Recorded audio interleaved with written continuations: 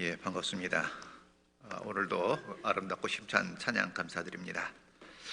다 함께 기도드리겠습니다. 거룩하시고 자비로우신 살아계신 아버지 하나님, 사망의 죄 가운데 헤매이던 저희를 주님의 보혈로 구원하시고 하나님의 자녀 삼아주시고 천국 소망 주심을 감사합니다. 주님의 그 놀라운 사랑을 깨달은 우리들, 오늘도 주일 아침 맞이해서 함께하고 있습니다. 각 사람의 형편과 사정을 아니시는 주님께서 오늘도 말씀 가운데 친히 역사해 주셔서 필요한 말씀, 또 지혜와 용기와 또 인내를 허락해 주시기를 원합니다.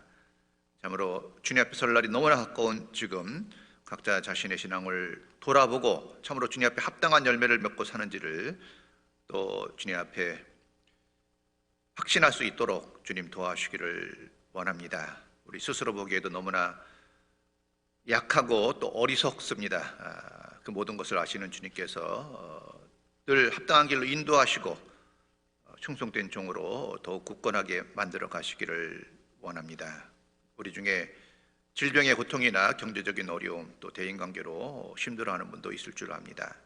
그 모든 형편을 아시는 주님께서 오늘도 말씀 가운데 친히 위로해 주시고 힘을 주시고 또 회복시켜 주시기를 원합니다.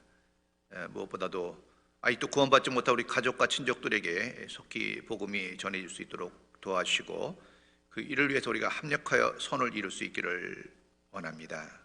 오늘 모든 시간 시종을 주 성령께 부탁드리며 예수 그리스도 이름 받들어 기도드립니다. 아멘. 구약성경 신명기 25장입니다. 구약성경 신명기 25장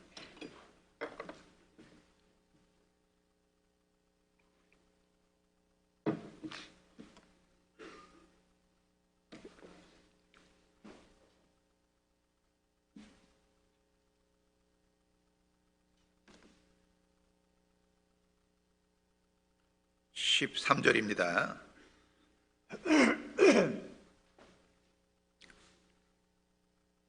13절 너는 주머니에 갖지 않은 저울추 곧 큰 것과 작은 것을 넣지 말 것이며 내 집에 갖지 않은 돼 곧 큰 것과 작은 것을 두지 말 것이요 오직 10분 공정한 저울추를 두며 10분 공정한 돼를 둘 것이라. 그리하면 내 하나님 여호와께서 내게 주시는 땅에서 내 날이 장구하리라. 예, 제가 어렸을 때 그 홀리던 시절에 동네 친구들과 손꼽아 기다리던 날이 있었는데 엿장수 오는 날을 기다렸어요. 먹을 것이 귀했던 시절이기 때문에요. 그 엿장수가 와서 그 달콤한 엿을 먹을 수 있는 기회가 생긴다는 자체가 행복한 날이었어요. 그 며칠 터울로 그 엿장수가 리어커를 끌고 그리고 항상 가지고 있는 게 있는데 요즘에는 그런 저울은 못 보는 것 같아요. 긴 막대 저울 아세요? 긴 막대 저울 이렇게 큰 추를 달아가지고 이렇게 이제 물건들을 재보잖아요. 그래서 그 고물들을 좀 이렇게 또 이렇게 애들이 갖고 오기도 하죠. 뭐 빈 병이나 뭐 신문지 모아둔 거, 뭐 이런 거 고물들 갖고 오면은 그걸 이제 재가지고 나름의 엿을 줬어요. 어떤 아이들은 그런 일도 있죠. 그 엿이 너무나 먹고 싶어가지고 집에 들어가서 고물이 아니라 가보를 들고 나오는 경우도 있어서 큰 문제가 되기도 했잖아요. 근데 그 엿장수가 이렇게 가고 나면요, 그 아주머니들이 꼭 이렇게 좀 하는 얘기를 들어보니까 이 엿장수가 수상하다는 거예요. 사기도 하고 팔기도 했거든요. 근데 자기가 이게 물건을 살 때는요, 무거운 추를 사용해 가지고 상품의 가치를 이제 가볍게 만들고 자기가 물건을 팔 때는 저울로 재는데 가벼운 추를 살짝 바꿔치기 해 가지고 상품의 가치를 무겁게 만드는 거예요. 그걸 아주머니들이 본 거예요. 그럼 수근수근 하는 거예요. 추가 2개다. 팔 때하고 살 때가 다르다. 저는 그건 못 봤어요. 뭐 애들 눈에 보일 정도로 살짝 바꾸진 않겠죠. 근데 제가 어렸을 때 봐도요, 똑같은 병을 갖고 나가서 이제 팔았는데 엿을 주는 양이 다른 거예요. 이게 엿을 쳐갖고 주잖아요. 누구는 좀 크게 준 것 같고 누구는 좀 적게 준 것 같아요. 공평치가 않다는 거잖아요. 그래서 그런 말이 생긴 것 같아요. 엿장수 맘대로다. 그런 말이 있죠. 엿장수 맘대로요. 자기 그날 기분에 따라서 그냥 엿을 많이 주기도 하고 이제 그런다는 거예요. 공평하지 않다는 거죠. 두 개의 추를 가지고 이제 사람들을 속이는 거예요. 그것도 사람들 봐서 좀 만만한 사람이면 좀 더 속이는 강도를 높일 수 있겠죠. 자, 그래서 이 13절에 보시면요. 너는 주머니에 같지 않은 저울추 곧 큰 것과 작은 것을 넣지 말 것이며 그랬죠. 내 집에 같지 않은 돼 곧 큰 것과 작은 것을 두지 말 것이요. 아예 갖고 있지도 말라는 거잖아요. 자, 이 상거래의 가장 기본적인 약속이 저울과 추잖아요. 상거래의 가장 기본적인 약속이 저울과 추예요. 그런데 그게 만약에 이제 속이게 되면 거래에 대한 신뢰가 깨지고 모든 부정이 뒤따르게 되고 사람은 부패하게 되어서 이 사회의 기강이 흔들리는 거예요. 이 추 하나가 별거 아닌 것 같지만 그 추가 바뀜으로 말미암아 서로의 신뢰가 깨지고 사회 기강이 흐트러지는 큰 문제로 비약된다는 것을 말씀하고 있죠. 그래서 잠언 11장 1절에도요. 속이는 저울은 여호와께서 미워하셔도 공평한 추는 그가 기뻐하시느니라. 하나님이요. 이 상거래까지 또 관심을 갖고 계셨어요.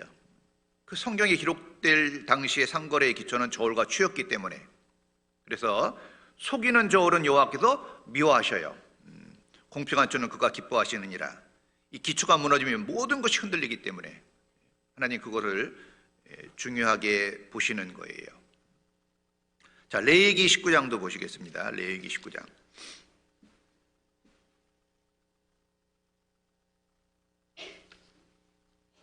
레위기 19장 35절입니다.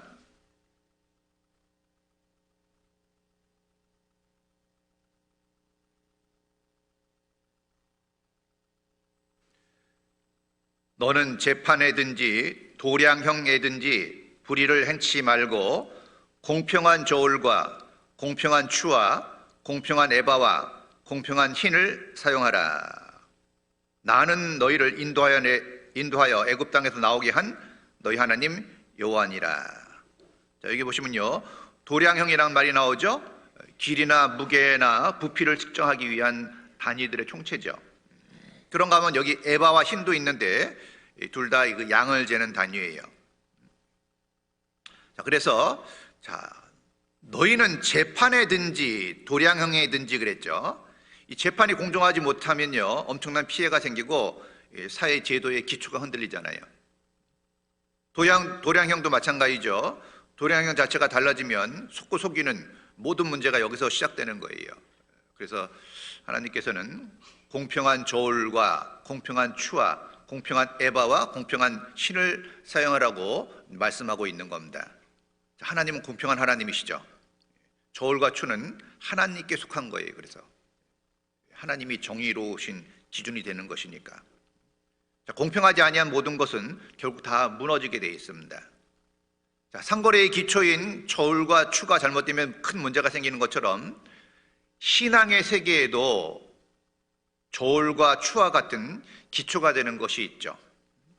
이것이 잘못되면 신앙 모든 것이 흔들릴 수 있다는 거예요. 신앙의 기초가 되는 저울과 추가 성경이죠. 성경. 그렇죠? 그래서 성경으로 모든 걸 재볼 수 있어요. 이게 바른 신앙인지 잘못된 신앙인지 정말 무게가 있는 신앙인지 가벼운 신앙인지 이런 것들을 어떻게 알 수 있죠? 우리의 경험이나 지식으로 아는 것이 아니라 성경이라는 잣대를 재어보면요 그 사람의 신앙 상태를 알 수 있어요. 참 성경은 놀라워요. 아무리 고집이 세고 편협한 사람이라 할지라도 성경 말씀 앞에서는 굴복되는 걸 볼 수 있거든요. 이 성경은 모든 것을 재어보고 담아볼 수 있는 그런 척도가 될 수 있는 겁니다. 자, 가나안 땅에 들어갈 때 하나님께서 분명히 경고하셨어요. 절대로 토지를 팔지 말라고. 이 토지는 하나님께 속한 것이기 때문에 인간들이 그 영원한 거래 하지 말라 그랬거든요. 자, 그런데 이세벨의 악행으로 토지 거래가 자유롭게 이루어지면서 이스라엘 사람들이 이제 부자가 생기고 가난한 사람이 생기게 된 거예요. 자, 부자와 가난한 자가 생기면서 힘 있는 사람이 생기죠. 돈을 많이 갖고 있고 재력이 있는 사람들은 힘이 생기잖아요. 그리고 경제적인 문제로 형제 국가인 이스라엘이 종이 되는 사람들이 생기고, 그 종으로 팔려갔을 때 얼마나 안타까운 일이겠습니까? 그렇죠? 이 가족이 파탄 나는 거잖아요. 그러니까 거기서 이제 수많은 문제들이 이제 생기게 된 거예요. 부자와 가난한 자들 간의 갈등이 심각한 사회적, 신앙적 문제를 야기시켰다는 겁니다. 자, 하나님이 분명히 하지 말라고 선을 거놨는데 그 선을 넘어간 거죠.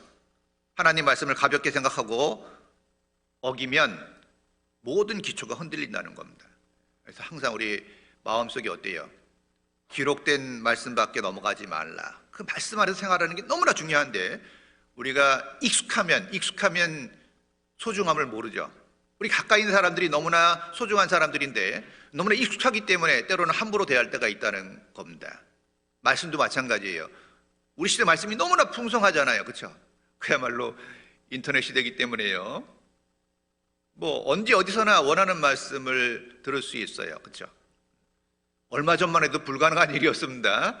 얼마 전만 하더라도 테이프에다 녹음 떠가지고 녹음기 또 이렇게 구입해가지고 좀 어렵게 드렸었는데 지금은 그렇지 않아요.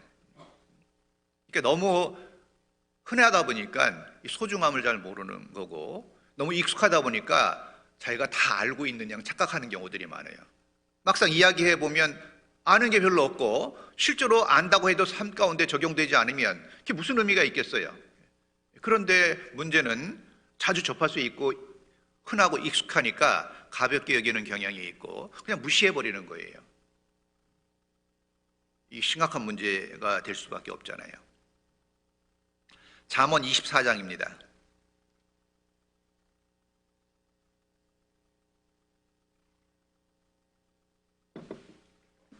잠언 24장 11절입니다.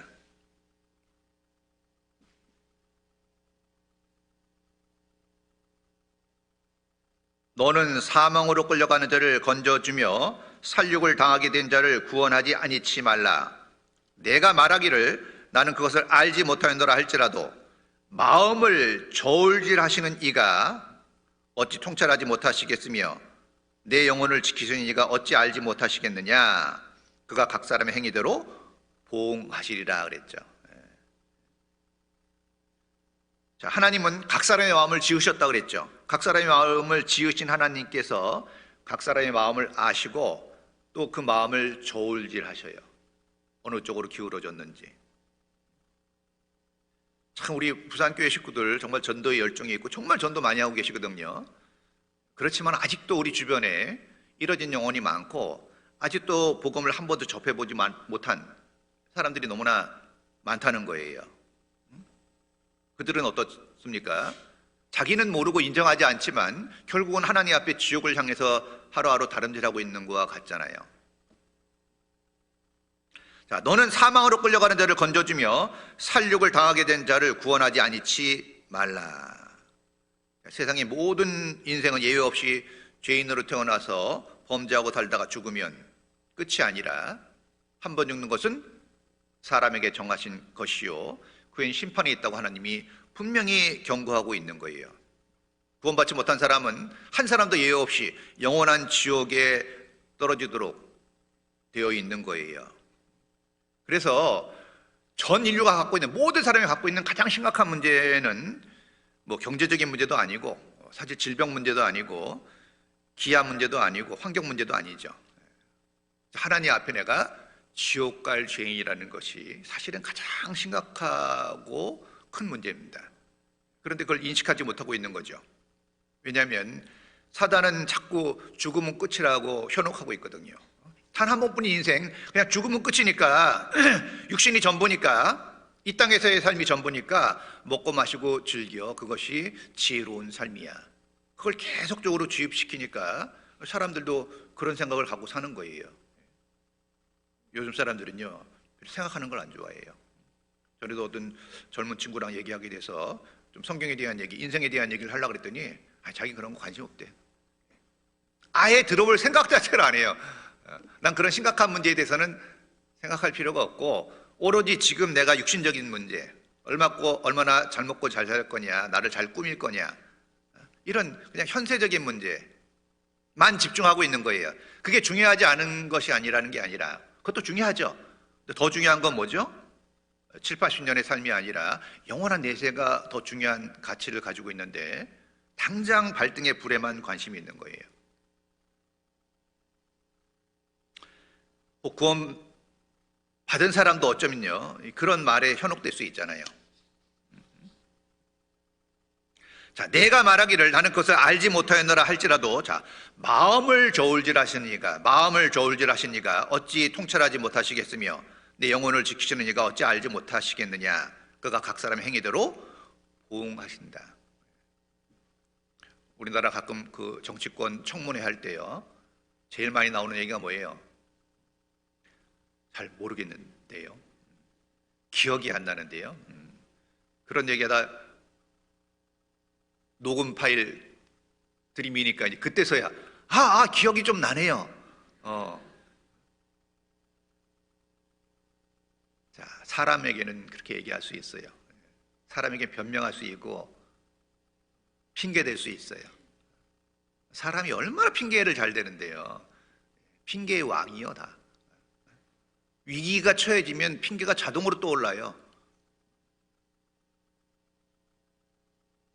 아담도 범죄했을 때 하나님 물으시니까 하와 핑계 댔잖아요. 하와는 뱀 핑계 대고 자기가 잘못했거든요. 자기 선택이었거든요. 하나님 우리에게 자유의지를 주셨어요. 자기 자유의지를 하나님 존중하십니다. 우리에게 자유의지를 주시고 빼앗지 않으셔요. 자기가 선택해놓고 문제가 생기면 남이 탓하죠. 그래서 그런 말이 있잖아요. 잘못되면 조상 탓하는 걸 사람은 너무 좋아해요. 핑계대는 걸 너무나 좋아한다는 거예요. 그러나 하나님은 우리 마음을 저울질하셔요. 너의 마음이 어디로 기울어졌는지, 그리고 그가 각 사람의 행위대로 보응하셔요. 결과가 반드시 있도록 돼 있죠. 자, 각 사람의 마음을 저울질하시고 각 사람의 행위대로 보응하시죠. 그 6.25 사변 때 얘기 들어보면요, 그 한강다리를 먼저 끊었잖아요. 그래갖고 많은 사람들이 밤에 차를 타고 가다가 추락사한 사람이 많답니다. 그걸 먼저 알고 있는 사람이 있었다면요, 얘기했어야 되잖아요, 그렇죠?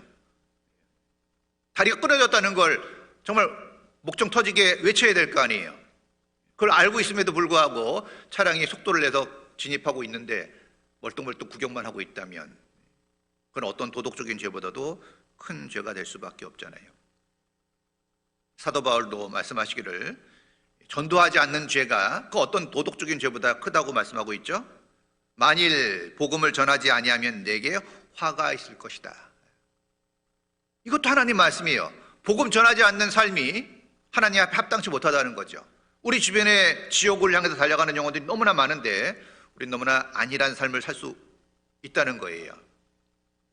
한두 번 얘기해보고 안 되면 마음에서 그냥 너무나 손쉽게 정리해버리지 않나. 자, 의사가 죽어가는 환자를 방치한다면 죄죠. 그보다 더 심각한 문제는 지옥으로 끌려가는 자를 못 본 척 하는 거예요. 왜 그렇죠? 바쁘다는 핑계죠. 저희가 다 자기 일을 구하고 그리스도 예수의 일을 구하지 아니하되, 자기 일이 있어요. 그리스도의 일이 있는데 자기 일에는 열심인데 그리스도 예수의 일은 별로 구하지 않는 거예요. 자, 참으로 죽어가는 영을 위해서 간절한 기도를 하고 있는가? 그리고 이 시간에도 내 마음의 추가 어디 쪽에 있느냐? 정말 교회에 있는지 세상에 있는지, 영혼에 있는지 육신에 있는지, 내세에 있는지 이 땅에 있는지, 복음을 위해 사는지, 나의 영광과 명예를 위해서 내 재물을 위해 사는지, 하나님은 정확히 보셔요. 우리는 때로 헷갈릴 때도 있어요. 자기를 위해 살면서 하나님을 위해 사는 삶이라고 이야기할 때가 있어요.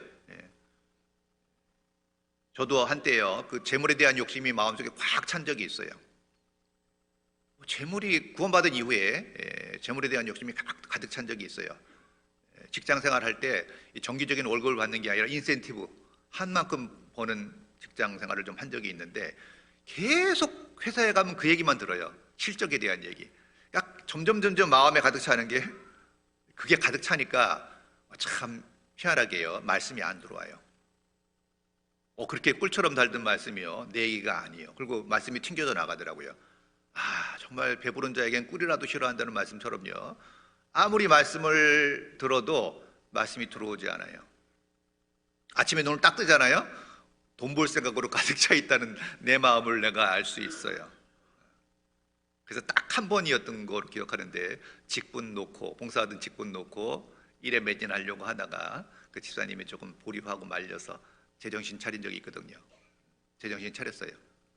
근데 속으로는 어떻게 생각하냐면, 재물이 있어야지 신앙생활도 하고, 재물이 있어야지 헌금도 하고, 재물이 있어야지 주님을 섬길 거 아니야. 그렇게 합리화시키는 마음이 상당히 있었다는 거예요. 스스로 합리화시키고 스스로 속이지 말라 그랬는데 스스로 속아 사는 거예요. 속이는 세상, 자기가 자기를 속인다는 건 너무 놀랍잖아요.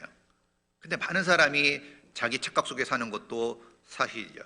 자기 마음의 추가 잘못되어 있음에도 불구하고 전혀 모르는 거예요. 자, 그러나 하나님은 정확히 보고 계시고 항상 우리 마음을 저울질하셔요. 우리도 저울질 많이 하지 않나요? 중화 요리 먹으러 갔을 때 저울질 하죠. 우동을 먹을 것이냐, 짜장면을 먹을 것이냐, 볶음밥을 먹을 것이냐. 우리도 일상생활에 저울질을 해요. 어떤 중요한 일이 있을 때 저울질을 하죠. 하나님도 우리 마음을 저울질 하셔요. 이 시간에도 저울질 하십니다. 몸은 교회당에 와 있는데 마음은 엉뚱한 데 갈 수도 있죠. 그거 모르시겠어요? 제가 봐도 아는데. 제가 봐도 알아요. 사람 마음의 창이 눈이잖아요. 눈을 잘 보잖아요. 그럼 이 시간 말씀에 집중을 하는지 딴 데 가 있는지 알아요. 모르겠어요, 그거를요? 자, 사무엘상 2장입니다.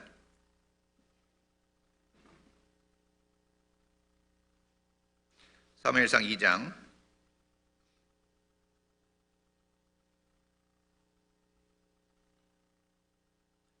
3절입니다.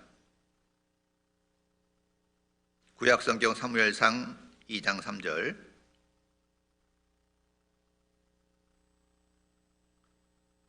심히 교만한 말을 다시 하지 말 것이며 오만한 말을 너희 입에서 내지 말지어다. 여호와는 지식의 하나님이시라 행동을 달아보시느니라 그랬죠. 여호와는 지식의 하나님이시라 행동을 달아보시느니라. 하나님은 마을도 저울질해 보시고 행동도 달아보셔요. 달아보시고 믿음이 없는 것으로 나타날 때 축복받을 수 없는 거죠. 자, 사도행전 5장에 보면요, 아나니아 삽비라 부부죠. 땅을 얼마를 팔았는데 그냥 팔고 그냥 솔직하게 얘기하면 돼요. 그런데 팔고 나서 헌금하는데 속였어요. 그들은 베드로를 속였다고 생각했는데 성경에는 성령을 속였다고 말씀하고 있거든요. 하나님을 속였다고 말씀하고 있어요. 솔직하지 않은 거예요. 하나님은 그 물질보다도, 얼마의 물질보다도 그들의 마음이 하나님 앞에 정직하길 원했던 거죠.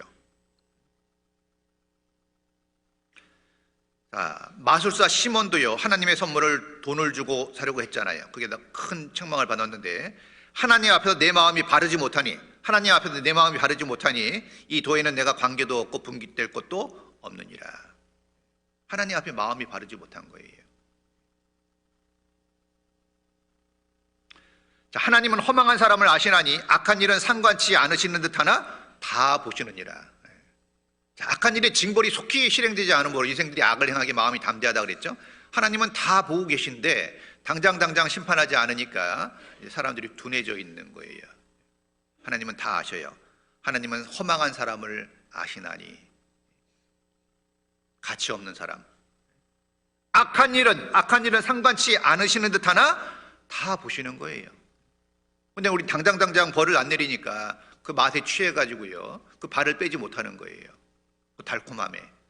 그리고 죄는 지을수록 어떻죠? 양심이 둔해져요. 참 이상해요. 첫 번째 범죄는 문제가 되고 간이 콩닥콩닥 하는데 시간이 지나서 반복되면 간이 커져. 양심이 화인을 맞으면 죄를 죄로 못 느낀다는 데 문제가 있어요. 그걸 즐기게 되는 데까지 이제 타락되잖아요. 자, 주께서 나의 안고 일어섬을 아시며 멀리서도 나의 생각을 통촉하시며 나의 길과 눕는 곳을 감찰하시며 나의 모든 행위를 익히 아시오니. 하나님은요, 멀리 있는 것 같지만 가까이 계시고요, 나의 안고 일어섬도 안답니다. 안고 일어섬을 아셔요. 우리 하루에 몇 번 앉았다 일어났다 하잖아요. 멀리서도 내 생각을 통촉하시며, 이 통촉이란 말은요, 윗사람이 아랫사람의 사정이나 형편 따위를 깊이 헤아려 살핌이라는 의미를 갖고 있어요. 깊이 헤아려 살피는 거예요. 그러니까 우리가 어떤 생각을 가지고 있을 때 그 생각을 하나님은 대충 보고 지나가시는 것이 아니라 그 생각을 왜 하고 있는지, 그 생각의 결과가 무엇인지. 왜? 생각은 반드시 결과를 만들어내거든요. 생각은 결과를 만들어내요. 그래서 예레미야서에도 생각의 결과라는 말씀이 있죠. 잘못된 생각을 하면 잘못된 행동으로 나가고, 잘못된 행동이 반복되면 습관이 되고, 그 습관은 결국 자기 인생에 엄청난 영향을 미치도록 되어 있죠. 나의 생각을 통촉하시며, 속일 수가 없어요. 하나님은 우리의 마음을요 깊이 헤아리고 살피고 계시거든요. 나의 길과 눕는 곳을 감찰하시며, 감찰하신단다. 감찰 받아보셨어요? 낱낱이 살펴보는 거예요. 감찰하시며 나의 모든 행위를 익히 아시오니. 왜 그렇겠어요? 하나님은 모든 행위와 모든 은밀한 일을 선악간에 심판하시는 분이기 때문에. 그러니까 우리 삶은요, 결국 자기 선택에 의해서 만들어지는 것이고, 모든 것에 대한 책임은 결국 본인이 져야 되는 거예요. 그래서 하나님이 여러 말씀으로 경고하고 있는 거예요. 심히 교만한 말을 다시 하지 말 것이며 오만한 말을 너희 입에서 내지 말지어다. 여호와는 지식의 하나님이시라. 행동을 달아보시느니라. 심히 교만한 말이 있어요.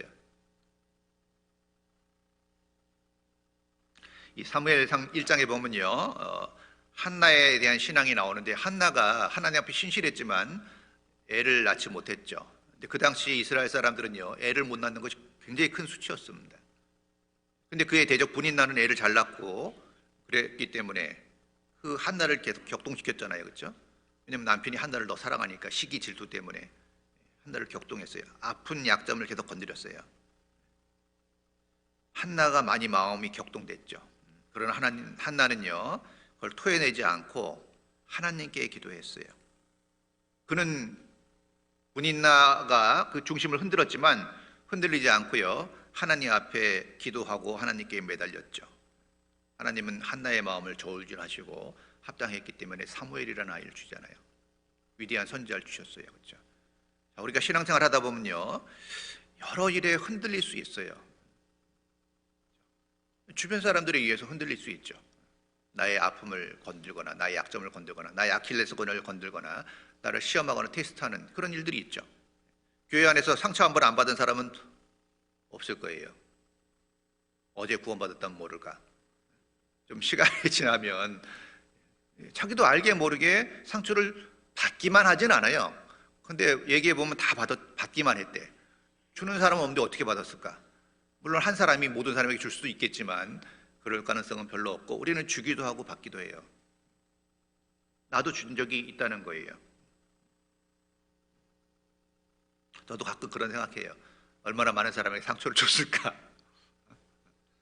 가끔 좀 가슴이 철렁하기도 해요. 저는 의식하지 못하고 있지만 어떤 이야기들을 들을 때 그런 생각이 들 때가 있어요. 정말 조심해야 되는데, 생각이 짧거나 가볍게 생각해서 어떤 사람들에게 상처를 줄 수도 있겠다, 그런 생각이 들기도 합니다. 근데 한나는요, 그런 부분에서 정말 담대했던 것 같아요. 그렇죠? 분인나가 계속 격동시켰지만 흔들리지 않고 하나님께 매달렸어요. 자, 시편 62편입니다.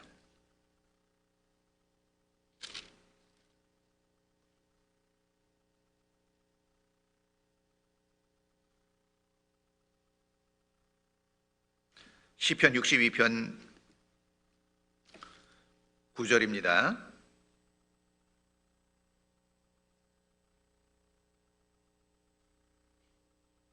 9절. 9절을 같이 읽죠. 진실로 천한 자도 헛되고 높은 자도 거짓되니 저울에 달면 들려 익힘보다 경하리로다. 자, 진실로 강조하고 있죠. 천한 자도 헛되고 높은 자도 거짓되니 저울에 달면 들려 익힘보다 경하다. 익힘보다 가볍다. 다른 번역 보니까요. 사람이란 한낱 한숨에 불과할 뿐 높은 자리든 낮은 자리든 헛되고 허망할 뿐 저울에 달아본들 무슨 무게가 나가랴. 한낱 숨결보다 가벼운 것을. 그 인생을 저울에 달아보면요. 천한 자나 높은 자나 가진 자나 없는 자나 똑똑한 자나 못 배운 자나 다 뭐예요? 익힘보다 가볍다는 거예요. 훅 불면은 날아갈 만한 익힘보다 가볍다는 거죠. 요즘 동네가 시끌시끌하죠? 예, 마이크 들고 딱 막 외치는 사람들 많이 왔다 갔다 하잖아요. 그렇죠? 선거철 이 국회의원 되려고요. 한 자리 하려고 난리치는데 우리나라 국회의원 임기가 몇 년인지 아시죠? 몇 년이에요? 4년. 4년 하고 나서 교도소 가는 사람들 많아요. 이 4년 앞을 못 보는 거예요. 이 정권 바뀔 때마다 손님이 바뀌잖아요. 어떤 사람이 들어오고 그 교도소 사람들이 제일 잘한대요. 4년마다 주기로 들락날락하는 사람들이 있다는 거죠. 그 짧은 권세에 근데 아주 매력적인 특권이 많다 그러더만요. 공항에서 비행기 탈 때도요. 통로가 다르다며요. 그냥 들어간대요, 걔네들은. 그런 인정받고 특권 누리기 위한 그런 게 크죠. 국회의원한테 특권이 없다면 누가 하겠어요? 4년짜리 특권 정말 가볍잖아요, 그렇죠? 근데 거기에 목매잖아요. 알렉산더 대왕, 그 위대한 알렉산더 대왕도 세계를 정복했지만요, 모기한테 물려서 죽었다 그러잖아요, 그렇죠? 인생이 별거 아니라는 거예요. 이스라엘 백성들 바벨론의 포로에서 돌아와서 성전 짓기를 시작했는데 많은 방해가 있었어요. 많은 어려움이 있었죠. 그러니까 성전을 짓다가 이제 손 놓고요. 이렇게 생각했죠. 지금은 때가 아니다. 그래서 십몇 년이 훌떡 지나가 버렸네. 잠깐 놓는다고 생각했는데 시간이 그렇게 가버린 거예요. 그래서 하나님이 학개선지자를 통해서 말씀하고 있죠.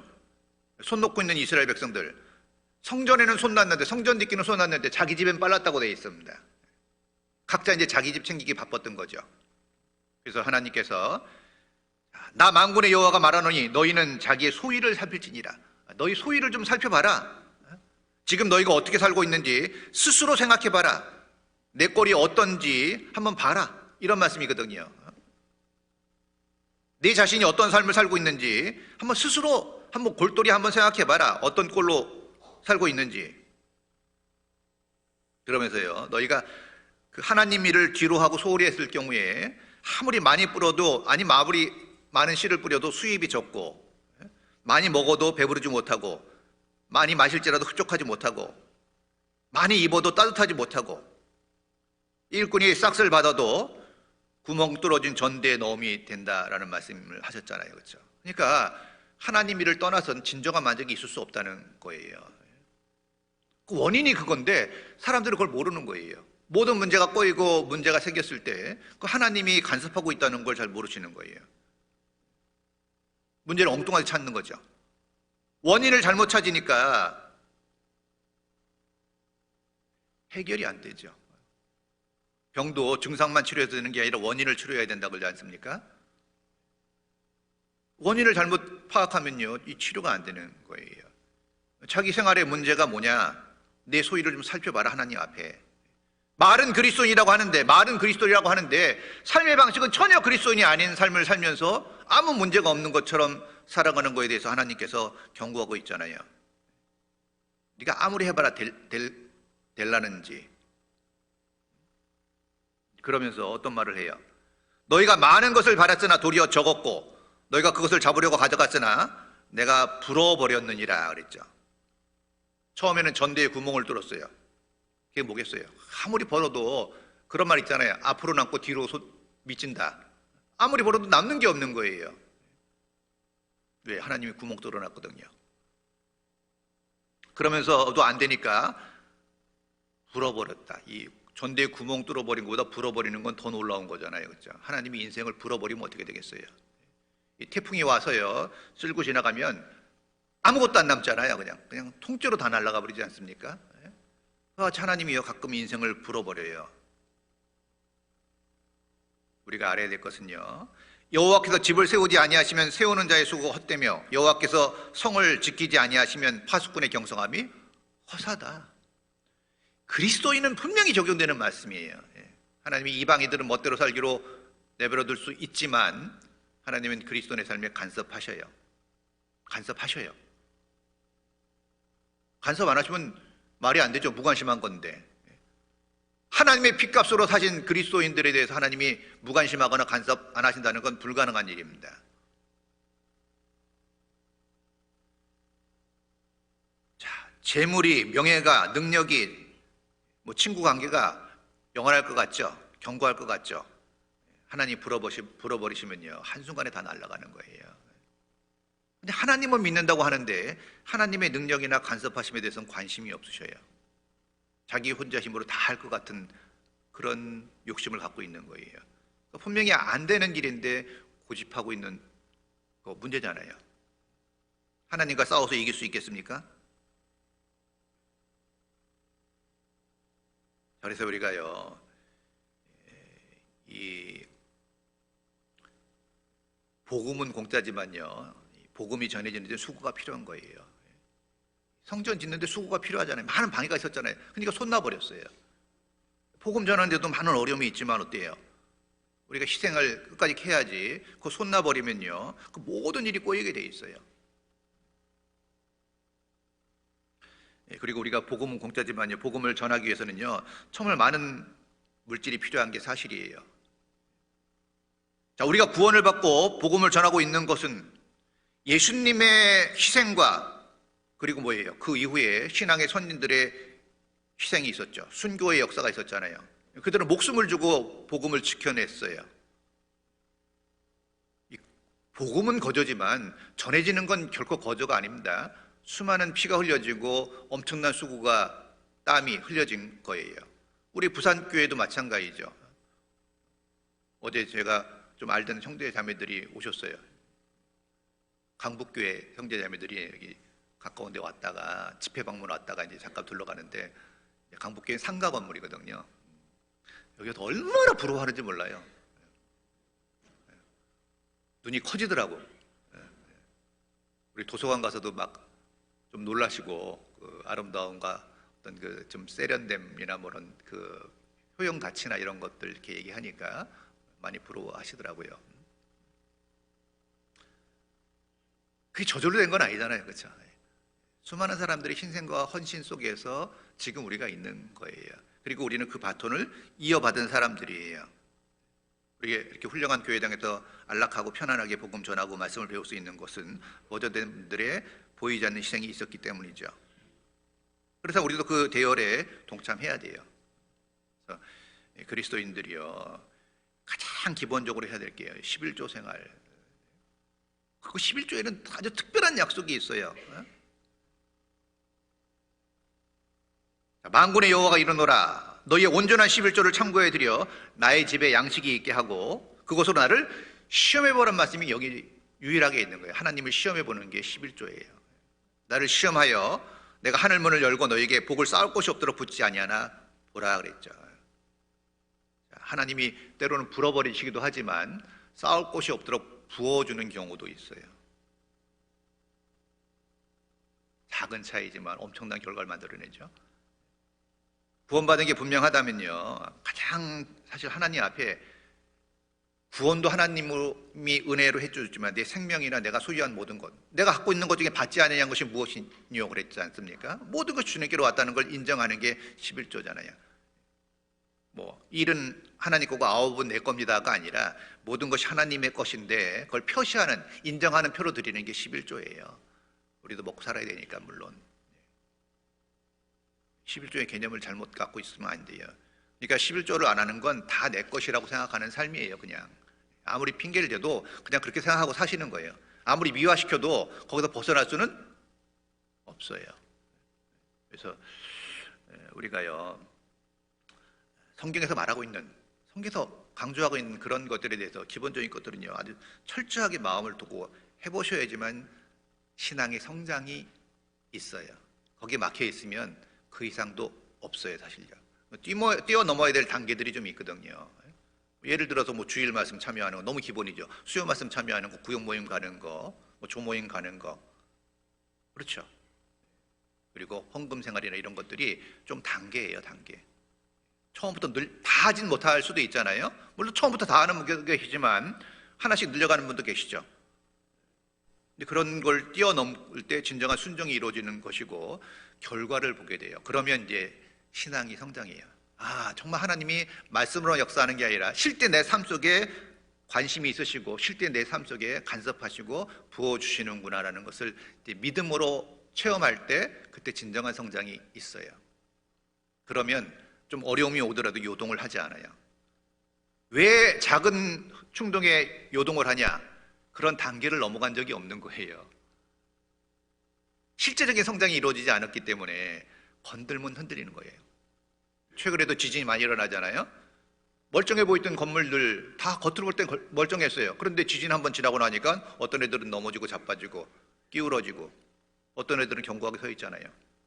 평소에 겉모습으로는 알 수 없었지만 그 지을 때 정말 튼튼하게 지었기 때문에 그런 문제가 생길 때도 견뎌내잖아요. 똑같아요, 신앙도. 그리스도라는 반석 위에 기초를 분명히 세운 사람은요, 그리고 제대로 된 과정을 거치고 있는 성장에 있는 분들은 웬만한 게 와도 흔들리지 않죠.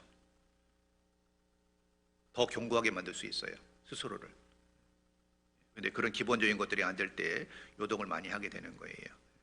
그리고 너는 내일 일을 자랑하지 말라. 하루 동안에 무슨 일이 일어날지 내가 알 수 없습니다. 우리가 뭔가 할 수 있는 기회가 늘 있는 건 아니에요. 다음에 그것처럼 막연한 얘기가 없죠. 다음에 저도 상담한 사람 중에 그런 약속을 정말 많이 들었어요. 목사님, 정말 맞네요. 지금은 아닌 것 같아요. 제가 마음이 정리되면. 10년 전에 그 얘기한 사람이 아직도 마음이 정리가 안 됐어. 그 사람 인생이 정리될 때까지 생각을 정리하지 못할 것 같아요. 그냥 잊고 사는 거예요. 정말 많아요, 그런 분이에요. 상담하다 보면요, 맞는데, 성경이 맞는데, 하나님 계신데 지금은 아닌 것 같아요. 다음에 그 다음을 누가 보장해줘요? 내일 일을 알지 못하는 게 인생인데. 하나님 마음을 저울질하셔요. 이 바벨론의 왕 벨사살 왕 있잖아요. 큰 잔치를 벌였어요. 큰 잔치를 벌이고 귀인들과 함께 이스라엘에서 뺏어온 그 성전에서 뺏어온 기명으로 술을 마시면서 우상들을 찬양하고 아주 먹고 마시고 즐겼어요. 하나님의 성전에서 갖고 온 기명을 가지고 술을 따라서 우상을 경배하면서 술을 쳐 마시고 있으니, 예? 하나님 보실 때 그러지 않겠어요? 그래서 벽에서 소리 나왔잖아요. 그래서 이 왕이 막 다리가 후들거렸다는 말씀이 있거든요. 얼마나 두려웠으면. 근데 벽에서 이제 손이 나와서 글을 썼는데 메네 데겔 우바르신이라는 글을 쓴 거예요. 그래서 그 다니엘이 해석했잖아요, 그렇죠? 메네는 샌다, 데겔은 저울에 달아보니까, 우바르신은 나누어진다. 그러니까 하나님께서 벨사살 왕의 마음을 세워보고 저울에 달아보니까 부족해서 나라를 나눈다라는 의미를 갖고 있는 거예요. 하나님은 바벨론 제국을 세월을 하나님이 세고 계셨고 벨사살 왕의 마음도 세고 계셨어요. 왕이 저울에 달려서 부족함이 배었고 그날 하나님이 생명을 취해가셨죠. 더 이상 살려둘 사람이 아니라고 판단하신 거예요. 비전이 없는 거예요. 이건 돌아올 가능성이 전혀 없는 겁니다. 자, 이런 말씀을 배워보면요, 가끔 그런 생각하지 않겠어요? 내 신앙을 하나님이 달아보신다면 얼마나 무게가 나갈까? 여러분의 신앙의 무게는 얼마나 나갈 것 같아요? 우리가 생각하는 거랑 일치하지 않을 수도 있을 거예요. 주님 앞에 가면 정말 깜짝 놀랄 만한 일이 있을 것 같아요.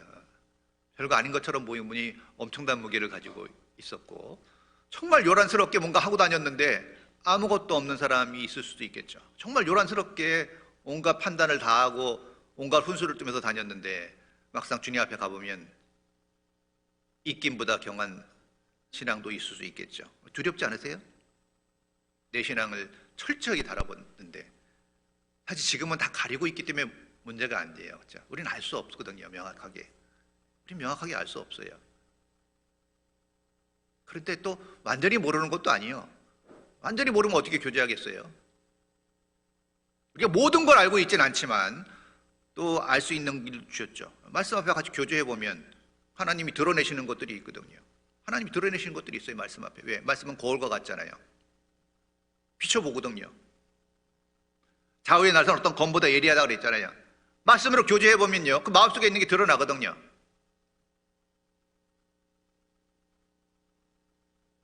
정말 내가 일관성 있게 하나님 앞에 온전한 신앙을 가지고 있는가? 소돔과 고모라 성을 달아보시니까요, 의인 10명이 없었어요. 에레미야 당시에 예루살렘 성에 의인 하나가 없었어요. 하나님 심판하셨잖아요. 하나님은 그냥 죄어만 보고 끝나는 게 아니에요. 반드시 심판하셔요. 욥기 31장입니다.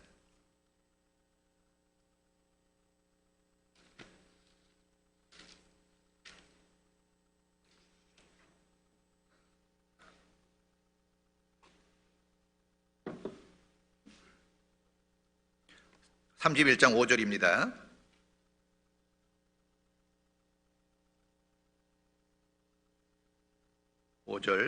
언제 나의 행위가 허탄하였으며 내 발이 게으르에 빨랐던가? 그리하였으면 내가 공평한 저울에 달려서 하나님이 나의 정직함을 아시게 되기를 원하노라. 언제 내 걸음이 길에서 떠났던가? 내 마음이 내 눈을 따라갔던가? 내 손에 더러운 것이 묻었던가? 자, 이게 뭐예요? 욥은요, 하나님이 자기 자신을 저울에 달아보시면 내가 얼마나 정직한 사람인 줄을 아실 것이다 라고 하나님 옆에 자기의 정직을 호소하고 있는 거예요.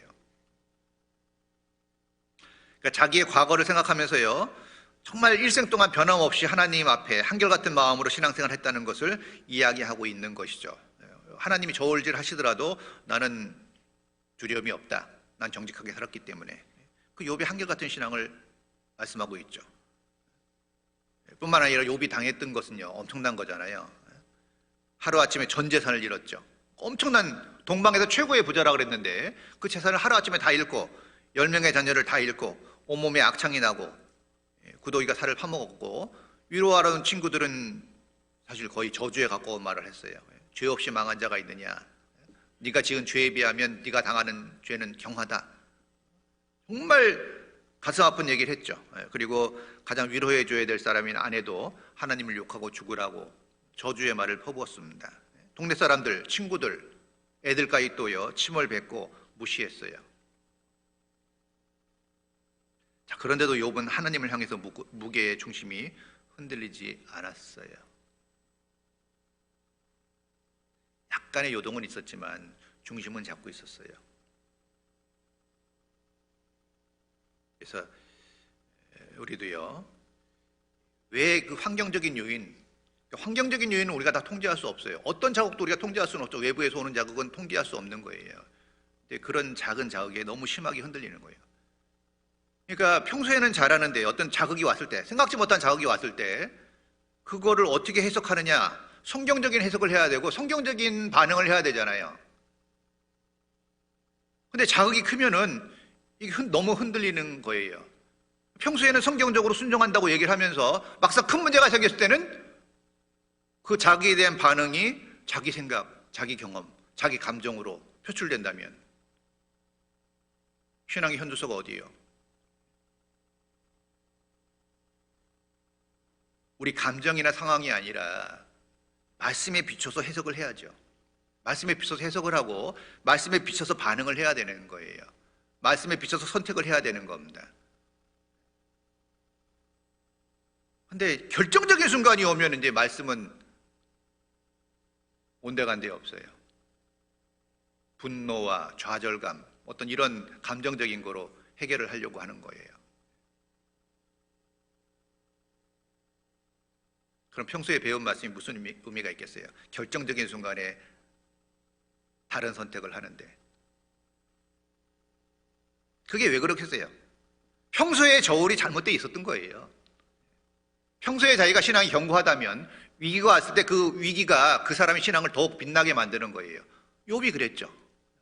평소에 추가 제대로 있었다면요, 위기가 왔을 때 정상적인 반응을 하도록 되어 있고 성경적인 반응을 하도록 되어 있어요. 고린도 교회 성도들은요, 구변이 좋았어요. 말을 잘했고 은사도 있었어요. 주님 오실 날도 사모했다고 되어 있어요. 성경적인 지식도 있었어요. 근데 문제는 뭐죠? 신앙은 어렸어요. 교회 안에 일단 많은 문제가 있었고 그 문제들을 해석하고 반응하는 게 너무 인간적이었다는 겁니다.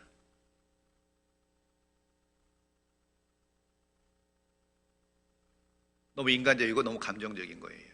그러니까 다툼이 생기고 문제가 계속 생겨서 이 고린도 교회는 시끄러운 일이 멈추지 않았잖아요.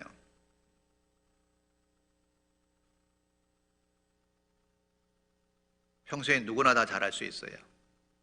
중요한 건 결정적인 순간에 내가 무엇을 선택할 것이냐, 그 외부의 자극에 대해서 내가 어떤 해석을 내릴 거냐. 우린 이해할 수는 없지만 하나님의 섭리라고 받아들일 수 있어요. 믿음으로. 이해할 수 없지만 믿음으로 받아들일 수 있는 일들이 있는 거예요.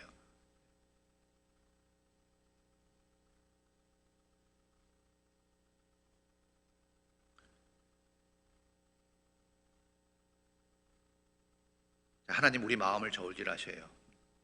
우리 마음이 어디 있는가를 알기를 원하시는데 왜 그러실까? 왜 내 마음을 저울질할까? 좀 불편하지 않아요? 좀 숨기고 싶은 게 있잖아요, 그렇죠?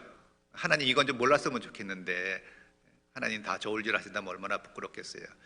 근데 저울질하신 이유가 생각해 보니까 너무 감사해요. 왜냐하면 저도 여러분의 마음을 저울질할 때가 있는데 주로 어떤 사람들의 마음을 저울질하겠어요? 제가 관심 없는 사람은 저울질 안 해요. 그 사람 마음이 어디가 있는지 별로 관심이 없으니까. 물론 부산 식구들은 다 제 관심에 들어와 있는 건 사실이에요. 그러나 정도는 다르겠죠. 어떻게 제가 일정하게 똑같이 관심을 갖고 있겠어요. 제가 누차 말씀드리지만 저도 모든 사람과 가까이 하길 원하고 뭔가 메시지를 줬을 때 반응에 따라서 관계가 생기더라고요. 뭔가 메시지를 줬는데 반응이 좋으면 관계가 좋아져요. 근데 메시지를 줬는데 전혀 반응이 없거나 엉뚱한 반응을 하면 시간을 좀 가져야 되겠구만, 이렇게 되는 거죠. 왜냐하면 제 갖고 있는 시간이나 물리적인 어떤 그런 공간이나 이런 것들이 한정되어 있기 때문에, 한계가 있기 때문에 모든 걸 다 할 수는 없어요. 그러니까 선택적으로 하는 것도 분명히 사실이죠. 예수님도 12제자를 데리고 다녔지만 3제자가 더 특별했던 것도 부인할 수 없는 사실이잖아요. 왜? 그들이 더 주님의 사랑에 반응했기 때문이에요. 더 열정적으로 반응했기 때문이죠. 더 열정적으로 주님을 위해 살고자 하는 마음이 있었기 때문에 당연히 그랬을 거 아니겠어요? 그래서요, 이 서로 관계는 반응하는 게 필요한 거예요. 예. 긍정적인 반응, 좋은 공감으로 응원을 해주면 더 가까워지고 싶은 마음이 생기고, 그렇죠. 그리고 그런 사람들의 마음에 관심이 생기고 그 사람 마음을 저울질하게 돼 있어요. 그러지 않겠어요? 내가 사랑하는 사람의 마음에 저울질을 하죠. 내가 관심 있는 사람의 마음에 저울질을 하는 거예요. 그 사람도 나 같은 마음을 가지고 있을까? 내가 그 사람 이렇게 호감을 가지고 좋아하고 있는데, 관심을 갖고 있는데 그 사람 마음도 나에게 있을까? 근데 나한테는 별로 안 오고 딴 쪽에 가 있다. 그럼 좀 서운하죠? 내가 사랑하는 사람이 준 만큼 받기를 원하는데 그 사람의 마음이 딴 데 기울어져 있으면 서운하죠. 약간의 시기와 질투가 생기는데, 놀랍게도 하나님이 우리를 질투하신다고 말씀하셨거든요. 우리를 질투한다는 건 정말 우리를 사랑하기 때문이에요. 내가 사랑하지 않는 사람의 마음엔 관심이 없고 그 사람이 뭔가 좋아한다고 하더라도 질투가 일어날 수 없어요.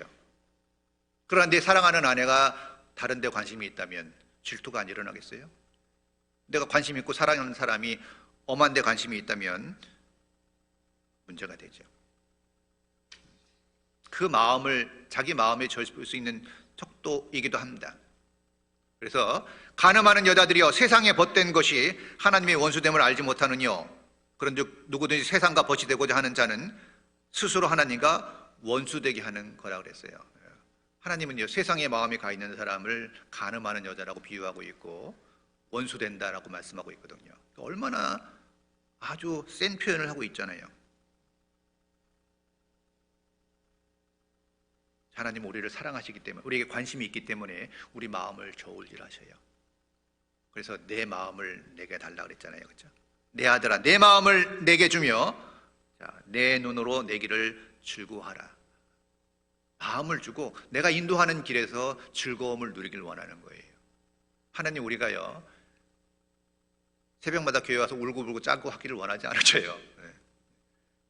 즐거이 헌신하니 맡은 자에게 즐겁게 일하도록 하라는 말씀도 있거든요.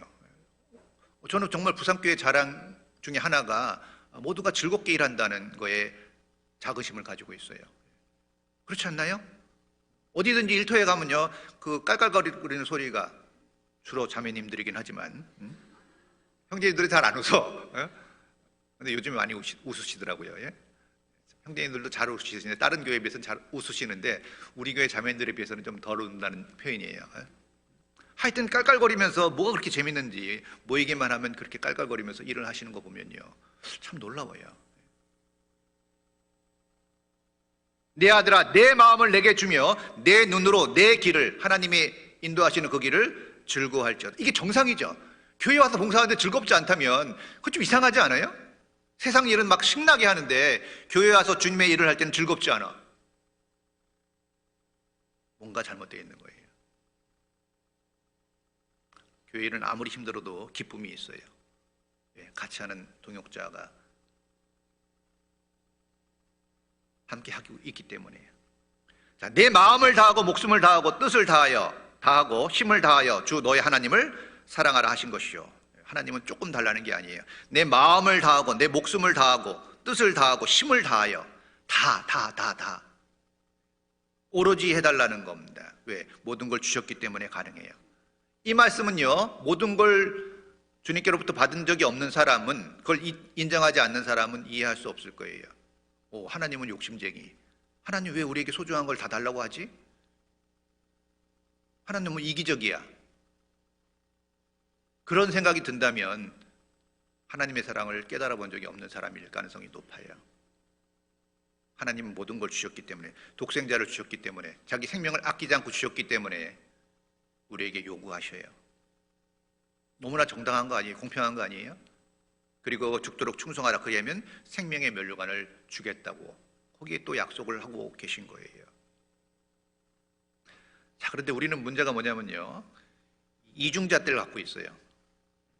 다윗은 정말 위대한 왕이었습니다. 근데 다윗이 인간으로 지을 수 있는 가장 큰 죄를 졌죠. 간음죄를 짓고 그 죄를 덮으려고 살인죄까지 졌어요. 그리고 잊어버렸어요. 어느 정도 시간이 지난 다음에 하나님이 나단 선지자를 보내서 책망하죠. 나단 선지자가 다윗에게 와서 얘기했죠. 한 성에 부자가 있는데 행인이 왔다. 근데 엄청난 부자가 많은 양과 많은 소와 많은 것을 갖고 있는데 그거에서 그 행인을 대접하지 않고 그 성에 아주 가난한 사람이 암양 하나를 가지고 같이 자고 같이 삶을 살고 있는데 그 수많은 재물 중에서 취하지 않고, 재산 중에 취하지 않고 그 하나밖에 없는 그 집의 소망과 같은, 생명과 같은 그거를 뺏어서 취해서 행위를 대접했다라고 나단 선지자가 얘기하니까 다윗이 노했죠. 다윗이 뭐라 그랬어요? 여호와의 사심을 가리켜 맹세하노니 이 일을 행한 자는 마땅히 죽을 자다. 그 부자 죽어야 된다. 그러면서 4배나 갚아야 하리라 그랬어요. 분노한 거예요, 그 사람의 범죄에 대해서. 그래서 나단이 뭐라 그랬어요? 당신이 그 사람이라. 충격을 먹었을 거예요, 다윗이요. 자기는 간음죄와 살인죄를 줬으면서요, 그 사람에 대해서는요 분노한 거예요. 하나님이니까 이름까지 들먹였잖아요. 여호와의 사심을 가리켜 맹세하노니 이 일을 행한 자는 마땅히 죽을 자라. 마땅히 죽을 자다라고 하면서 그 잣대를 자기한테는 들이대지 않은 거죠. 아주 이중적인 잣대를 가지고 있어요. 한결같지 않은 저울 추와 말은 다 여호와께서 미워하시느니라. 자, 한결같지 않은 저울, 추와 말은 그랬거든요. 추도 있고 말도 들어가 있어요. 말은 다 여호와께서 미워하시느니라. 한결같지 않은 것, 들쭉날쭉한 것, 이중잣대. 다른 사람에게 아주 정밀한 잣대를 갖다 대는데 자기 말과 행위에 대해서는 아주 무책임한 거예요. 그래서 자기 눈에 있는 들보는 못 보고 남의 눈에 있는 티를 자꾸 뽑으려고 하는, 어리석죠. 자, 예수님은요 한결같은 마음으로 하나님께 순종하셨죠. 우리에게 본이 되셨어요. 초심을 잃지 않으셨죠. 자, 하나님은 창세 전에 예수 그리스도 안에서 우리를 구원하실 걸 계획하셨고 한 번도 흔들림 없이 역사 속에서 성취해내셨어요. 자, 예수님 또한 십자가 앞에서 심히 고민하셨다고 되어 있고 그 십자가의 잔이 지나가기를 원하셨어요. 땀방울이 핏방울처럼 쏟아지는 간절함이 있었지만 예수님은요 한결같은 마음으로 십자가를 향해 나가셨고 그 자기를 버리고 도망간 제자들, 특히 자기를 팔아버린 가룟 유다에게까지도 끝까지 한결같은 마음으로 변치 않는 사랑을 주셨다는 거예요.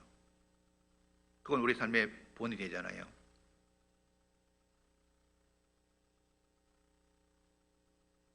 자, 그렇게 하셨기 때문에 계시록 4장 보시겠습니다. 그렇게 하셨기 때문에 계시록 4장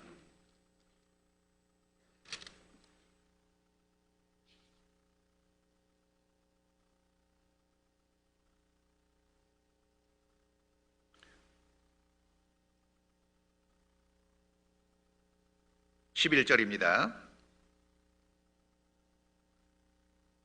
우리 주 하나님이여 영광과 존귀와 능력을 받으시는 것이 합당하오니 주께서 만물을 지으신지라 만물이 주의 뜻대로 있었고 또 지으심을 받았나이다.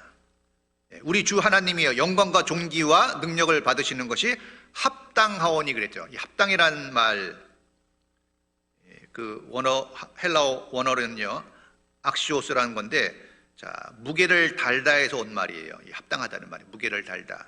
그래서 저울에 달 때 서로 균형이 맞는 것이 합당하다는 뜻이에요. 저울에 달 때 균형이 맞는 것이 합당하다. 그러니까 하나님은요 영광과 존귀와 능력을 받으시는 것이 합당하다, 당연하다.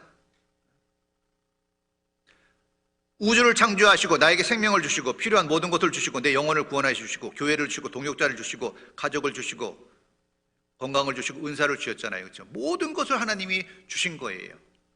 우리는 다 하나님께로부터 온 것을 가지고 살고 있죠. 생명서부터 먹고 마시고 모든 것. 그렇기 때문에 영광을 하나님께 돌리는 게 지극히 합당하다라고 말씀하고 있는 겁니다. 자, 뿐만 아니라요 또 이런 말씀도 있죠. 너희가 주 안에서 성도들이 합당한 예절로 그를 영접하고, 성도들에게 합당한 예절이 있다 그랬어요. 성도들이 합당한 예절. 그러니까 우리가요 교회 안에서 정말 많은 사람들, 정말 다양한 사람들이 함께 있습니다. 이 여러 사람이 공존하려면요 예절이라는 게 굉장히 중요한 가치를 갖고 있어요. 여러분 언제 마음 상하셨어요? 마음 상한 적이 좀 있죠? 무례히 행하면 마음이 상해요. 무례히 행하면. 마땅히요 그때나 장소에 따라서 지켜야 될 예절이 있거든요. 성도에게 합당한 예절. 사랑하는 사람이라고, 가까운 사람이라고 함부로 하면 안 됩니다. 사랑은 무례히 행치 아니하며 그랬거든요. 가까운 사람일수록 예절을 잘 지켜야 돼요. 그래서 이 교회 안에서는요 구원받은 한 독립적인 인격체로서요 존중하는 게 필요해요. 교회 안에서 대부분의 문제는 존중받기 못하기 때문이에요. 근데 사람들이요 이런 경우들이 있어요. 자기가 화가 났어요. 근데 왜 화가 났는지를 잘 모르는 분도 계셔요. 의외로 그래요. 얘기해보면 화가 났는데 왜 화가 났는지 잘 모른대. 잘 몰라. 얘기하는데 잘못된 진단을 할 때가 있어요. 근데 많은 분들이 거기서 생기더라고요. 존중받지 못했다는 거에서 분노가 올라오는 경우들이 많아요.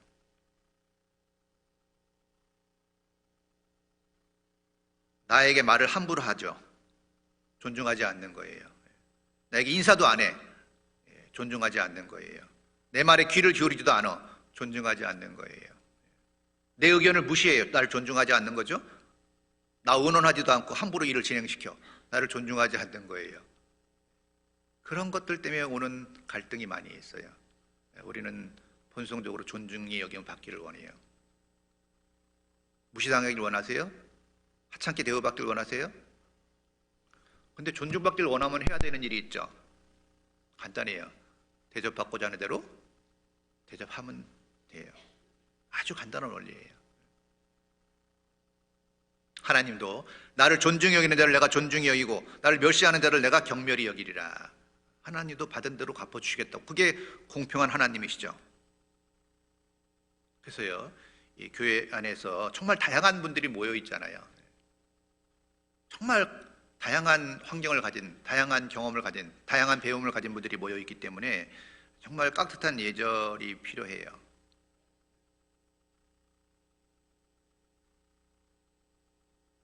인사성이나 이런 예절이 없으면요, 정말 관계를 계속 발전시키기가 정말 어려워요. 정말 어려워.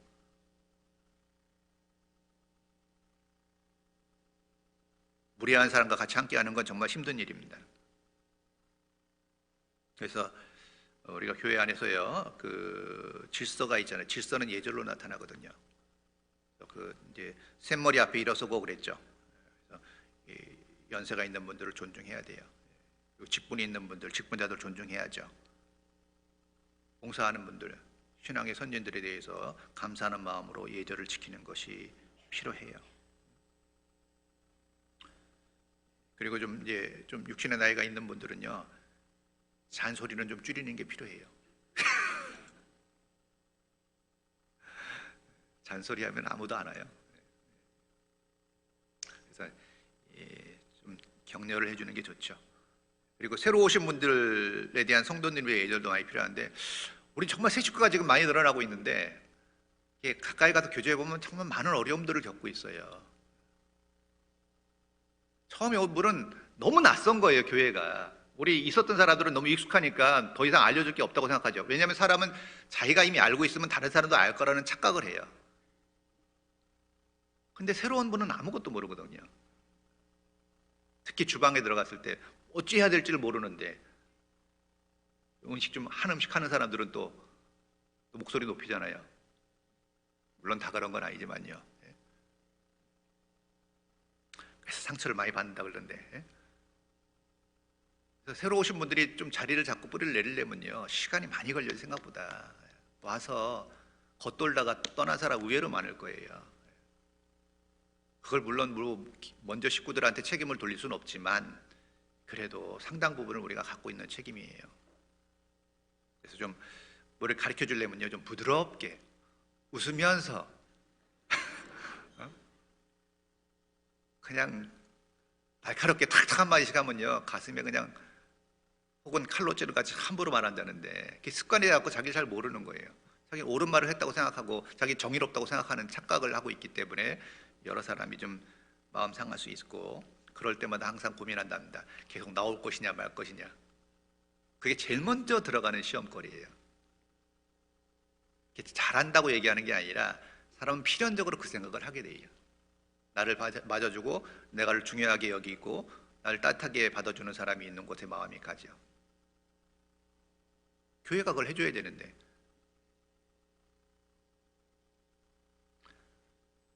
너무 좋아지고 있지만요, 그래서 이 좀 따뜻한 미소와 다정한 인사가 가장 기본입니다. 그리고 좀 상대방의 상편을 좀 살피는 것도 필요하고요.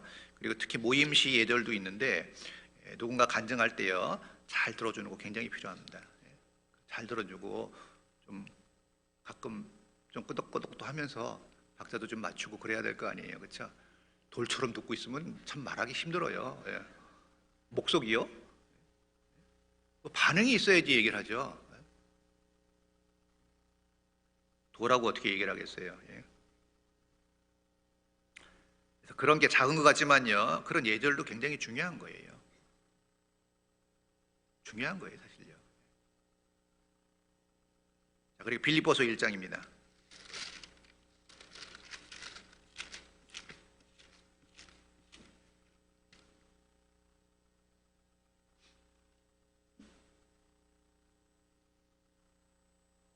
빌립보서 1장 27절입니다.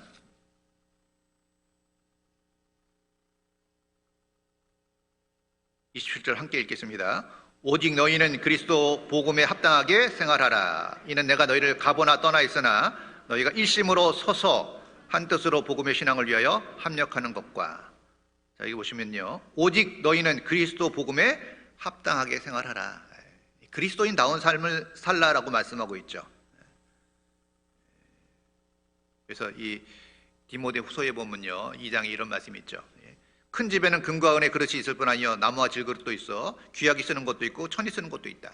큰 집, 교회가 큰 집이잖아요. 우주에서 가장 큰 집이 교회죠. 그 큰 집에 그릇이 많듯이 교회도 그 다양한 그릇들이 있는 거예요. 금그릇, 은그릇, 질그릇 있는데 어떤 그릇이 쓰임을 받느냐? 어떤 그릇이 쓰임 받아요? 깨끗한 그릇. 금그릇인데 오물이 묻어 있어. 쓸 수 있겠어요? 은이나 금그릇이 중요한 게 아니라 깨끗한 그릇을 쓰시는 거예요. 그래서 우리가 아무리 능력이 있고 은사가 있더라도 하나님이 우리를 쓰시지 않으면 무슨 역사가 나타나겠습니까? 하나님을 쓰셔야 되는데 하나님이 우리를 쓰시기 위해서 가장 기본적인 게 뭐예요? 깨끗한 그릇. 오물이 묻어 있으면 쓸 수가 없어요. 그래서 이 죄가 있으면요, 죄가 있으면, 고질적인 죄가 있으면 안 돼요. 숨은 죄, 하나님은 아시지 않습니까? 빨리 돌이키고 버리고 나와야지만 쓰임받을 수 있어요. 그래서 내가 거룩하니 너희도 거룩하라 그랬죠. 구별된 삶을 사는 가운데 깨끗함이 유지돼야지만 하나님이 쓰실 수 있다. 그것이 그리스도인에게 합당하다라는 거고요. 그리고 좀 복음 전하는데 열정이 있어야죠. 그가 우리를 대신하여 자신을 주심은 모든 불법에서 우리를 구속하시고 우리를 깨끗하게 하사 선한 일에 열심하는 친백성이 되게 하려 하심이라. 좀 선한 일에 열심을 내는 좀 열정적인 자세가 필요하잖아요. 자, 주님은 우리를 구원하기 위해서 목숨을 주셨는데 우리가 전도의 열정이 없다면 이것도 합당치 않습니다. 그럼 전도의 열정은 어느 때 나타나냐? 이런 거죠. 오직 하나님의 능력을 조차 복음과 함께 고난을 받으라. 열정 있는 사람은 고난을 받을 수 있는 사람이에요. 열정적이라고 하는데 고난이 오니까 피한다. 그건 열정이 있는 게 아니죠. 진정한 열정은 뭐예요? 고난을 통과하는 능력이 필요하다는 거예요. 예수님의 제자들은요, 순교함으로 자신의 열정을 입증했어요. 그래서 깨끗하고 좀 열정이 있어야 되고, 그 다음에 또 좀 지혜로워야 돼요. 복음 전할 때. 보라, 내가 너희를 보내면 양을 이리 가운데 보낸 것 같도다. 그러므로 너희는 뱀같이 지혜롭고 비둘같이 순결하라. 뱀같이 지혜롭게. 지혜가 없으면요,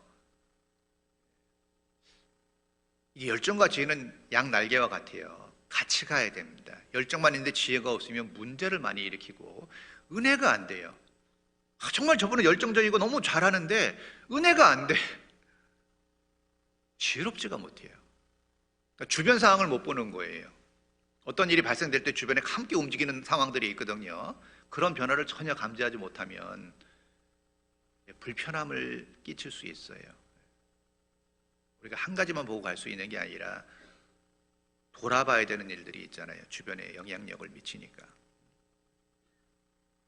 자, 그리고 마지막 성경입니다. 계시록 1장. 계시록 1장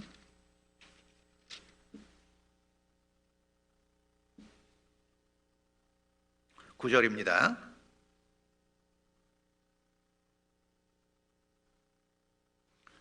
구절도 함께 읽겠습니다. 나 요한은 너희 형제요 예수의 환난과 나라와 참모에 동참하는 자라. 하나님의 말씀과 예수의 증거를 인하여 밤모라 하는 섬에 있었더니. 자, 여기 뭐예요? 예수의 환난과 나라와 참음에 동참한다, 함께한다. 정말 중요한 가치잖아요. 우리가 교회 가운데 거하라 그랬는데 교회당에 와 있는 게 거하는 건 아니잖아요. 그게 진정한 동참이 아니잖아요. 뭐죠? 함께 하는 거예요. 함께 움직이는 거예요. 이게요, 같이 하지 않으면 같은 마음을 가질 수가 없어요. 같이 하지 않으면 같은 마음을 가질 수가 없어요. 같이 동참해야지만 같은 마음을 가질 수 있어요. 좋은 일이나 힘든 일이나 같이 동참해야지만 같은 마음을 가질 수 있어요. 구경꾼이 되면 같은 마음을 가질 수 없어요. 구분기 내면 판단만 해요. 그런 사람들이 있잖아요. 동참을 안 하고 판단만 해요. 이게 잘했니 못했니 안 해봤기 때문에 가능한 겁니다. 해보면 쉬운 일이 없어요. 자, 이 살면서요 후회하는 일들이 있죠. 여러분 후회해 보셨습니까? 후회 안 해본 사람은 없을 거예요. 어떤 일을 후회해 보셨어요? 보통은 학창 시절에 공부 안 한 거 후회 많이 하시죠. 그때 공부 좀 하는 건데 그때 맨날 도시락만 까먹다가 기회 다 놓치고 후회하죠. 성인이 돼서 좀 어떤 후회하세요? 이런 것도 가끔 생각들지 않아요? 뉴스에서 어디 아파트 값이 올랐다 그러면 좀 후회되죠. 돈이 있었으면 나도 살걸. 그런 생각 안 올라와요? 땅값이 수십 배로 뛰었다 그러면 가끔 그런 생각 들잖아요. 살걸.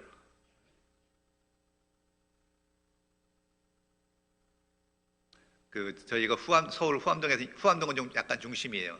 아버님이 아주 변두리에다가 땅을 샀는데 집을 지으시다고 저를 데려갔어요. 초등학교 1, 2학년 때인가? 근데 그때 기억이 아직도 나요. 그 변두리라서 다 밭이고 논이었거든요. 근데 땅값이 뭐 50원 이러더라고요. 그 당시 50원인도 그렇게 큰 돈은 아니었거든요. 50원이면 한 평에 50원. 근데 내가 그때 그런 생각이 들으니까 저 땅을 사면 좋겠다. 그때 샀으면 우리 집 대박 난 건데. 아버님이 딱 집 지을 만큼만 사셨어. 근데 제가 본 땅이 그때 더 좋았어요. 아버님 집 짓기 위해서 멀리 샀고 제가 본 땅은 상가 쪽이었어. 저 땅을 사면 예지력이 있었나 본데 돈이 없었어요. 그런 생각 한두 번 해볼 수 있죠. 근데 다 지나갔어요. 근데 그렇죠. 땅값이 뛰었기 때문이죠. 아파트값이 올랐기 때문에 그런 생각이 드는데 기회를 놓쳤다고. 정말 진정한 투자는 어디겠어요? 영혼에게 투자하는 거예요. 영혼에게. 그건 정말 하나님이 최고로 갚아주셔요. 그러니까 아직도 늦지 않은 거예요. 우리는 아직도 투자처가 너무나 많은 거예요. 그렇지 않나요? 다른 투자 다 놓쳤더라도요 정말 후회하지 않을 투자는 영혼을 건지는 일이에요. 자, 그런데 그 영혼을 건지는 일, 1년에 우리가 통틀어 봤을 때요 가장 그 구원을 많이 받는 장소와 시기가 학예 수양회 때가 분명합니다. 그래서 갈릴리 수양관에서요 구원을 가장 많이 받잖아요. 침례도 막 수천 명씩 받잖아요. 그렇죠? 우리가 상담해 보지만요 정말 힘든 사람들이 수양관에서 구원을 많이 받는 게 분명한 사실입니다. 그리고 우리가 얼마 전에 믿음관을 이제 졌잖아요. 교회에서요. 믿음관 처음 딱 가보고 다 어떤 말 했어요? 다 좀 어깨에 힘주더라고. 보면 믿음관 앞에 가서 딱 정말 뿌듯한 마음을 갖지 않으셨나요? 짓는 과정은 어려웠을 수 있지만 다 완공되고 나니까 굉장히 자긍심이 생기고 저도 상담하는데 그런 얘기 좀 했어요. 우리가 이렇게 큰 수양관을 갖고 있는데 목적은 하나다. 이거 영리를 위해서 한 게 절대로 아니고 단 한 가지 영혼을 건지기 위해서 우리가 투자한 거다. 오로지 수양회밖에 안 하잖아요. 뭐 여러 가지 조금씩 행사가 있지만 다 영혼을 건지기 위한 거에 초점을 맞춰져 있거든요.